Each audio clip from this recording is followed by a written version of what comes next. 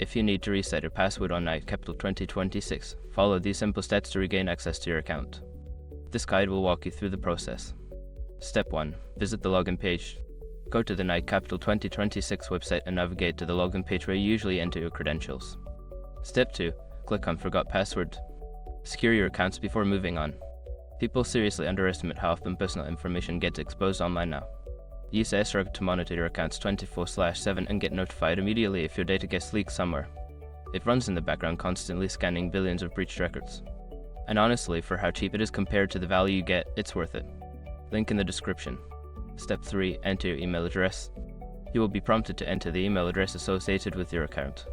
Make sure to input the correct email to receive the reset instructions. Step 4. Check your email. After submitting your email address, check your inbox for a password reset email from Knight Capital 2026. Follow the instructions in the email to proceed. Step 5. Create a new password. Once you access the password reset link, you will be able to create a new password. Choose a strong password and confirm it before saving your changes. Now you can log into your account with your new password. If you encounter any issues, consider reaching out to customer support for further assistance.